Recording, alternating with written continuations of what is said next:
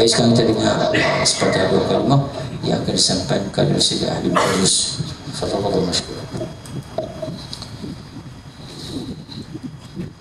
Bismillahirrahmanirrahim. Wassalatu wassalamu ala sayyidil mursalin sayyidina Muhammadin wa ala alihi wa sahbihi ajma'in. Alhamdulillah hamdan wa ta'ala wa mazida.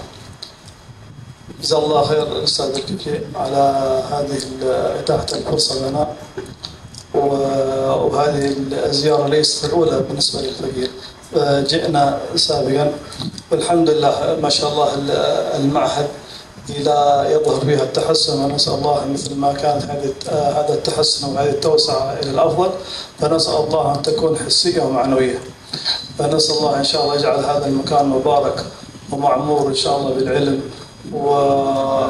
ويوفق القائمين عليه بالنيات الصالحة والعمل الصالح. Terima kasih saya ucapkan banyak-banyak di atas kesempatan yang kita dapat bersama malam ini. Khususnya saya ucapkan banyak terima kasih kepada pengasas Ma'had Ustaz Zulkifli di atas apa yang diberikan oleh anugerah Allah Subhanahu Wa Taala. Dan sebenarnya kedatangan saya di sini bukanlah kali pertama, dan sebelum ini pun saya pernah datang. Cuma saya dapati Ma'had berlaku tatawur, berlaku perkembangan yang baik, perkembangan di sudut pembangunan, di sudut pendidikan, dan sehinggalah di sudut benda-benda yang mendatangkan manfaat. Dan kamu yakin bahwasanya ini adalah suatu anugerah Allah di atas keberkatan, dan mudah-mudahan saya berharap kamu orang yang akan bermanfaat dan memberikan manfaat kepada orang lain. Mudah-mudahan manfaat inilah yang diharapkan.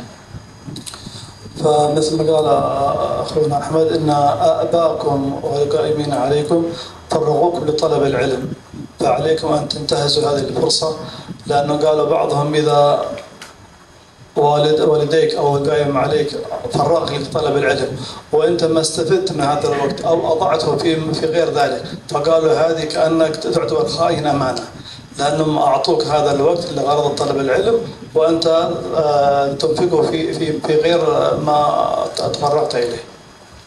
Dan apa yang ingin saya sampaikan juga adalah membina di atas apa yang saudara saya Ahmad tadi sampaikan, iaitu ilmu itu adalah suatu amanah. Suatu amanah yang perlu kamu tunaikan yang sebenarnya, sebab kedua ibu bapa kamu menghantarkan kamu di sini supaya kamu menuntut ilmu. Maka letakkan amanah itu di pada tempat yang sebenarnya. Tidak diutuskan dihantar kamu ke sini untuk membuang masa, membazirkan duit dan sebagainya, sebab itu adalah suatu amanah yang mesti ditunaikan. Sebab itu apa yang disampaikan oleh saudara saya Ahmad, saya ingin menyambung kembali bahawasanya amanah ini suatu benda yang penting yang mesti ditunaikan dan jangan dipersiakan. فالمفروض في طالب العلم أنه بطبيعة الحال كل يوم يتعلم شيء فشيء، ومع هذا التعلم لازم يوافقه عمل، إن لم يكن عمل ما في فائدة. قال من ازداد علما ولم يزداد قربا من الله فهو نسأل الله العافية إلى النار أقرب.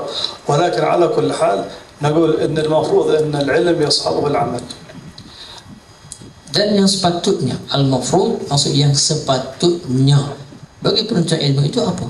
Iaitu beramal dengan ilmu itu.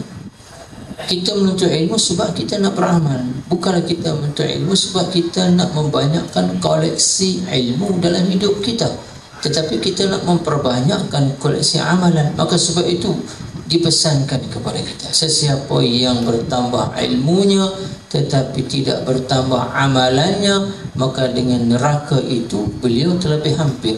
Maka sebab itu ilmu meminta kepada kita untuk diamalkan setelah ia bersama dengan kita.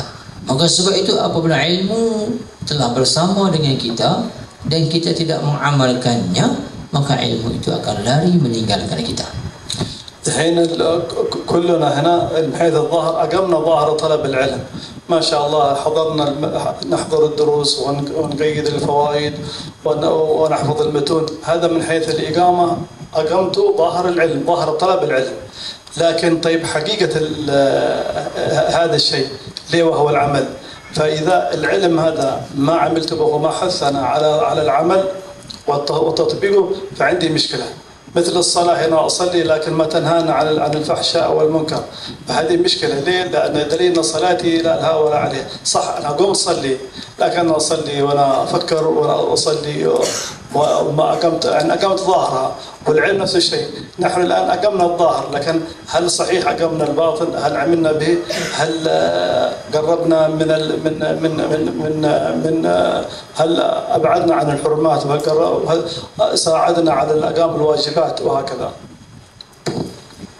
Dalhin sekarang ni zahirnya Allah Subhanahu wa taala telah menetapkan kita ni sebagai seorang penuntut ilmu. Zahirnya cara pakaian kita orang menuntut ilmu, cara bawakan kita orang yang menuntut ilmu. Tetapi pada hakikatnya apakah kita berdiri di tapak seorang yang menuntut ilmu? Sebab tu tapak seorang yang menuntut ilmu sebenarnya dia mesti beramal dengan apa yang ia tuntut. Sebagai contoh, kalau kita solat, kita sembahyang. Andai kita sembahyang, tetapi sembahyang itu tidak menjadikan suatu tatanha 'anil fahsya wal munkar.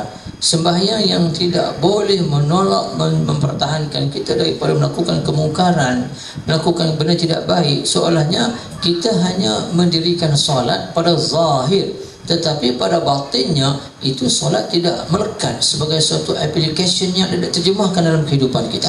Maka sebab itu zahir, alhamdulillah, kamu sebagai seorang penuntut ilmu, pakaian kamu, pakaian orang yang menuntut ilmu, kehidupan kamu, kehidupan orang yang menuntut ilmu. Tetapi mesti berpakaian ilmu itu bukan setakat zahir, maka berpakaian dengan ilmu juga adalah dalam batin. Kerana zahir tanpa batin adalah sia-sia. Justru itu saya mengharapkan jaga baik-baik amalan demi amalan, sebab dengan amalan itulah akan melahirkan cahaya-cahaya keilmuan. اختصكم الله سبحانه وتعالى بطلب العلم، وكما تعرفون أن فضل طالب العلم والعالم على غيره واضح. كما قال رسول الله صلى الله عليه وسلم: من يريد الله به خيرا يفقهه في الدين، وإنما أنا قاسم والله يعطي. القصد في هذا الموضوع أنه بطبيعة الحال الله سبحانه وتعالى فضل مثل ما قال: تلك الرسل فضلنا بعضهم على بعض. فضل بين الرسل وفضل بين السنوات والأيام والأشهر وغير ذلك، وكذلك فضل بين الناس. فالذين يعلمون الذين يعلمون يستوون. عرفت القصد ان فضل الذي يعلم والذي لا يعلم، وفضل العالم عن الجاهل، وهكذا. فانتم الله سبحانه وتعالى اختصكم بهذه الخصوصيه واعطاكم خصوصيه، وهي ان شاء الله بتكون من الفقهاء. فمن يريد الله به خيرا يفقهه في الدين. Dan sekarang ni kamu orang sedang menuntut ilmu, maka justru itu Allah telah memberikan satu kebaikan kepada kamu. Ini sebab Allah melalui lisan Nabi SAW menyatakan: "Man yuridillahu bihi khairan yufaqihu fid din." Sesiapa yang Allah Subhanahu Wa Taala nak dia tu jadi baik, jadi elok dalam urusan agama. Allah tidak berikan dia rupa parah yang segak, tidak berikan dia duit yang banyak, tetapi Allah berikan dia kepahaman kepada agama yang mendalam supaya dia boleh beramalkan apa yang dia faham terhadap agama tersebut.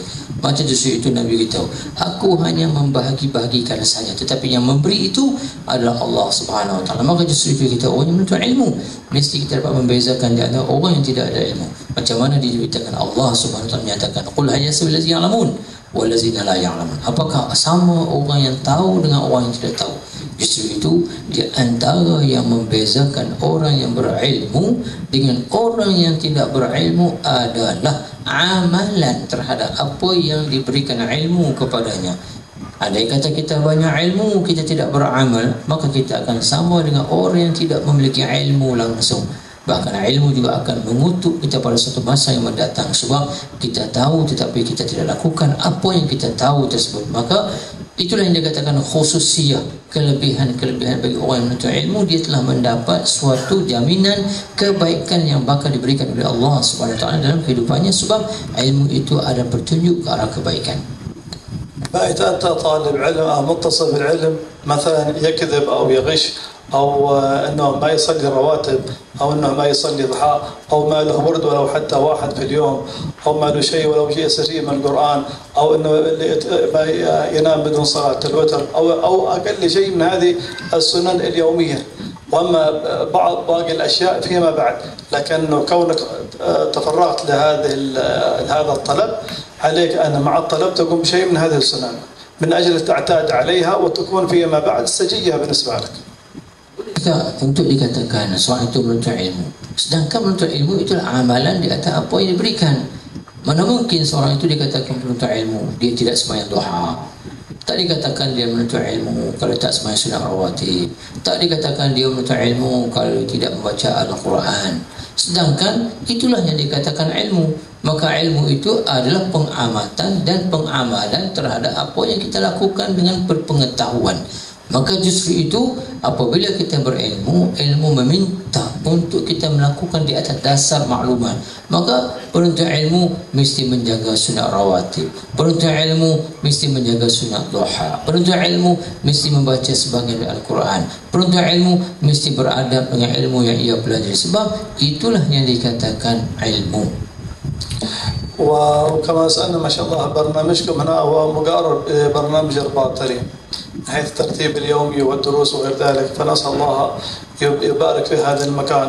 والأصل كانوا أهلنا يقولون من انتفع بأهله إلا من على نهجهم صار. يعني يقول القصد في هذا الموضوع أنه ما ينتفع الإنسان إلا إذا صار على طريق أهله.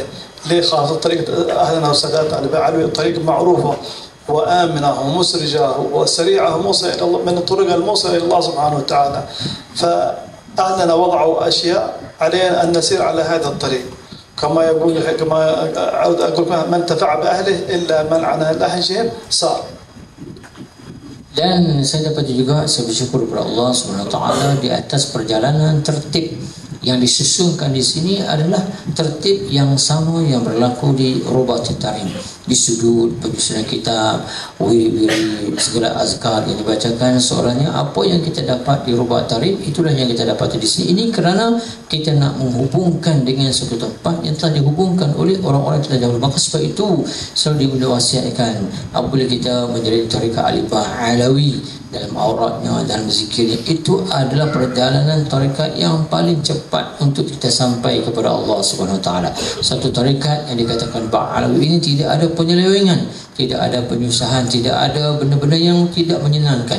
Bahkan tarikat yang bersih, yang suci, yang elok untuk dijadikan jalan-jalan di perjalanan bagi seseorang yang ingin menuju ke hadrat Allah Subhanahu Wa Taala. Justru itu kamu berada di tempat yang elok, tempat yang baik. Gunakan kesempatan ini untuk mendapat apa yang dicita-citakan. وبالمقابل يقول من لا سلك في طريق أهله تهيم وضاع. وكان الوالد الله يغفر له محمد كان يقول يا أولادي سيروا على طريق أهلكم، طريقها آمنة، لا تروحون بعيد، إذا رحتوا بعيد من بياخذكم. فالقصد أن علينا نصير على ما ساروا عليه أهلنا في عقائدهم، في سلوكهم، في علمهم، وكلنا على قدر همته وكلنا على قدر الهمة. بطبيعة الحال كلنا حفظنا ما هو واحد، فهمنا ما هو نفس المستوى وهكذا، ولكن كلنا على همته. ولكن في الأخير أهم شيء أنه يصير على نفس الطريق، لا يشوف له طريق ثاني والجليس آخر. وغالب يا أولادي أن هذا الجليس هو الذي يبعد الإنسان عن سوي الصراط. فإذا تلاقي كان الوالد إذا شاف طالب علم تغير سلوكه بعد يسألهم يقول روحوا يا أولادي شوفوه أكيد بتلاقون الساير حد ثاني. وبالفعل لما نسأل نشوف الساير حد ثاني قال هذا العدو، هذا صديق السوء، هذا عدوك. اللي قاله كان يقول يمكن الكفري والشيخ طه في الرباط كان يقول الآن خلاص أنت قاعد في العزلة وأنا بقفل عليك، يعينك على الخطأ. هذا صديق سوء، هذا ما هو صديق حسن. Dan begitu juga selalu dipesankan, sesiapa yang tergelincir daripada perjalanan ahli keluarganya maka dia akan hilang daripada matlamatnya. Justru itu perjalanan kita ini sebenarnya suatu perjalanan yang telah disusun, diatur, digalurkan oleh ahli keluarga yang telah terdahulu. Maka sebab itu ayahnya saya pernah berpesan kepada saya dan kepada adik-adik yang lain supaya jangan lari jauh dari perjalanan atuk nenek moyang kita. Sekiranya kamu meninggalkan perjalanan ini maka tidak akan ada tangan yang mencapai untuk membantu menarikkan kamu ke tempat yang sebenarnya. Maka justru itu Di sini juga saya ingin beritahu supaya kamu mengenali sahabat handai masing-masing. Jangan kita bersama menjadi sesuatu orang yang tidak baik untuk kita bersama dengan dia. Seperti mana mungkin kamu boleh tanya Ustaz Zulkifli bin Syatah ketika mana mereka belajar di Rubah Tarif. Ada sebagian pelajar yang dia bermuafakat dengan kawan dia, masuk dalam bilik, suruh kawan kunci di peluang supaya dia tidur. Ini dikatakan kawan yang tidak baik. Kalau sekarang kita bersama dengan kawan yang tidak baik, kita kena faham ke mana hala tuju yang nak dibawa dalam kehidupan kita. Orang yang tidak baik akan membawa kita ke tempat yang tidak baik. Justru itu, untuk membawa kita kepada tempat yang baik, mesti kita memilih perjalanan orang-orang yang baik. Dan tidak ada perjalanan orang yang baik para zahir ataupun para batin, melainkan susunan tarekat Ali Ba'alawi, yang mana orang yang menyusun ini mereka telah sampai kepada maqamat di sisi Allah Subhanahu Wa Taala. Justru itu ingin saya nasihatkan kepada kamu supaya dalam kita bersahabat berjalan mesti memilih orang-orang yang baik, kerana orang yang baik inilah gandingan untuk membawa kejayaan dalam hidup kita. وعلى كل حال كان يقول الوالد الله يرحمه قال يا أولادي كبر الهمة. طالب العلم لازم يكون عنده همة عالية وهمة قوية، لا يكون همته ضعيفة. قال هو يقول الوالد قال كنت مرة أفص رجول والدي الحي عبد الله الشاطري، وبعدين يقولوا الحي عبد الله يا حسن أنت بغيت كما منه، فقال أنا قلت له بغيت كماك يا أبوي. قال يا ولدي كبر همة، قل بغيت كما السقاف كما الفقيه كما السقاف كما المحضار، كبر المهمة. لكن الوالد كان مثاله بالنسبة له مثاله الأقرب هو الحبيب عبد الله الشاطري. لهذا ما شاء الله كانت همتهم قوية وهمة عالية. لكن بالمقابل كان الحبيب عبد الله يبغى يعلم الوالد أنه يكون واحد عنده همة كبيرة في العلم وفي الولاية والاستقامة وغير ذلك. Dan begitu juga saudara-saudara macam sekalian, perkara yang penting bagi seorang penuntut ilmu itu adalah memiliki kemahuan yang hebat, yang diartikan sebagai himmah yang besar. Maka sebab itu ingin saya kisahkan kepada kamu tentang kisahnya ayah saya Al-Habib Hasan. Ketika mana beliau bersama dengan atuk saya Habib Abdullah bin Syatri, Habib Abdullah bertanya kepada beliau, wahai Hasan, kamu apa yang kamu nak dalam menuntut ilmu? Kamu nak jadi macam siapa? Maka menjawab Habib Hasan, wahai ayah, saya ingin menjadi macam kamu jadi. Saya ingin jadi macam kamu. Maka kata Habibullah Syatri, wahai Hasan, besarkan hemah kamu. Aku ni masih kecil. Jadilah macam mana Sagaf, jadilah macam mana Al-Faqih, jadi macam mana Imam Haddad. Itu orang yang memiliki hemah-hemah yang besar dalam perjuangan. Kalau kita tidak menjadi macam mereka, sekurang-kurangnya kita telah mengikut mereka. Maka sebab itu orang yang menuntut ilmu mesti memiliki cita-cita yang amat dahsyat dalam membentuk, menguatkan hati menyusuri perjalanan menuntut ilmu. Kalau sekali tanpa himmah ini, penuntut ilmu akan mudah patah, jatuh dan rebah, akhirnya dia akan ditinggalkan. كانوا يقولون همم الرجال تهد الجبال. قالوا كانوا السابقين يقول الوالد قال كانوا في الرباط كل طالب يقول لصاحبه انت كم تجيب بيت حفظ في اليوم؟ قال يجيب 5. قال ايش 5 هذه قليله، انا اجيب 10. والثاني قال 10 قليله، انا اجيب 20. وكانوا يتزايدون في الهمه. اما الوقت الحين هذا يقول كم انت؟ عرفت كل واحد اقل من الثاني، الهمه ضعيفه. ولكن على كل حال هذا وقتنا وهذه بضاعته. ولكن على كل حال نسال الله البركه. Begitu juga orang yang menuntut ilmu ini mesti dia memiliki hemah yang besar. Contoh, kalau pelajar ubat masa dulu, mereka akan berlumba-lumba dalam menghafaz matan. Dia akan tanya kawan dia, hang hafal berapa bait? Kau cakap 5. Oleh ke 5. Kita mesti kena hafal sehari 10 bait.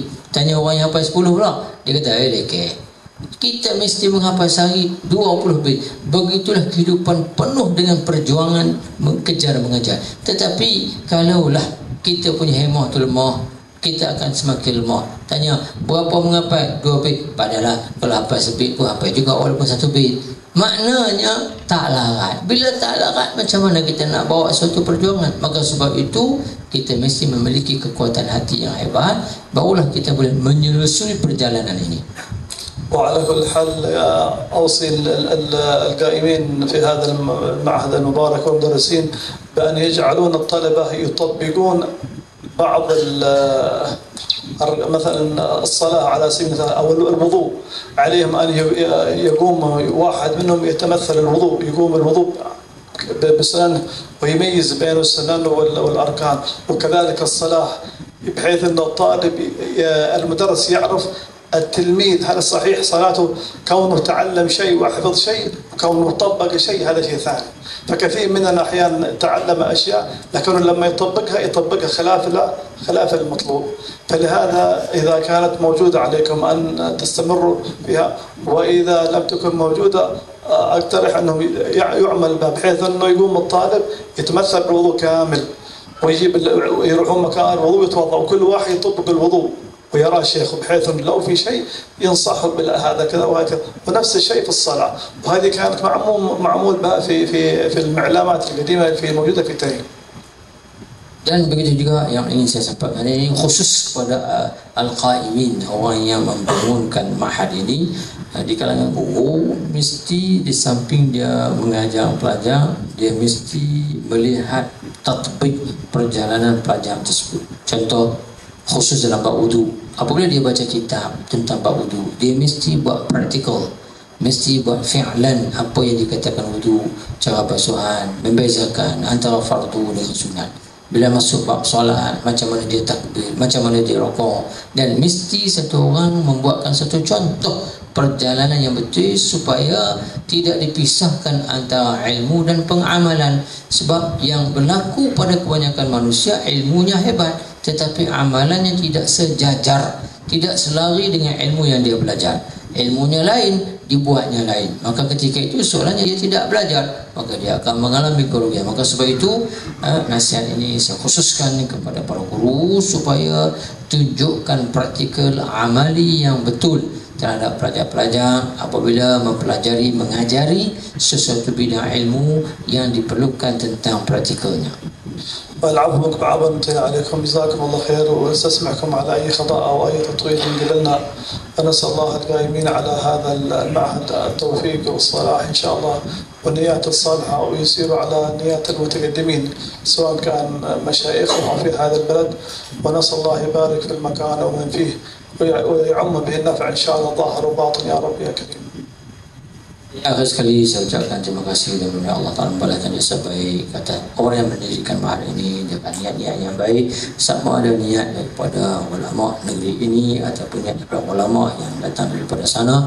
Yang penting kita melihat Allah SWT ingin membantu, kita ingin melihat Allah SWT membantu perjalanan mahal ini supaya berjaya dan sampai kepada tahap yang memberikan manfaat kepada umat amnya.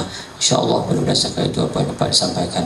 Jadi pelajar-pelajar yang dirahmati Allah sekalian, itulah kalam sekismanya nasihat, taujihan, tausiah yang disampaikan oleh Sayyidina Habib Idrus bin Hasan bin Abdullah Al-Syatiri.